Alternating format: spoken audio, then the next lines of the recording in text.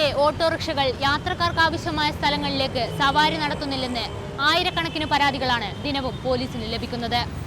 അഥവാ യാത്ര പോകാൻ ഡ്രൈവർമാർ തയ്യാറായാൽ തന്നെ മിനിമം ചാർജിനേക്കാൾ കൂടുതൽ തുകയാണ് ഈടാക്കുന്നത്. തിരുവനന്തപുരത്തെത്തുന്നവരോട് ഓട്ടോ ഡ്രൈവർമാരുടെ സമീപനം എങ്ങനെയാണ്? ഞങ്ങൾ അന്വേഷിക്കുന്നു.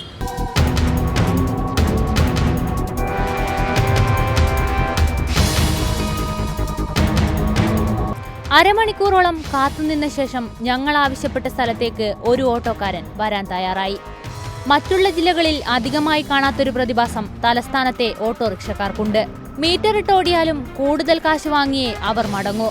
അത് 1-2 രൂപയല്ല, 10 രൂപയെങ്കിലും അധികമായി അവർക്ക് വേണം. ചേട്ടാ, 20 അല്ലേ മീറ്ററിൽ? നിങ്ങൾ മീറ്റർ ഇടുന്നത് എന്തിനാ? ഞങ്ങൾ എന്നും തമ്പാനിടുന്ന ഇവിടെ വരെ വരുന്നതാണ്. തുടർന്ന് മറ്റു 2 ഓട്ടോറിക്ഷകളിൽ ഞങ്ങൾ യാത്ര ചെയ്തു. ആദ്യ ഓട്ടോക്കാരന്റെ അത്ര പൈസ വാങ്ങിയില്ലെങ്കിലും മീറ്റർ ചാർജിനേക്കാൾ കൂടുതൽ പണം ആവശ്യപ്പെട്ടു. എത്രയേടാ?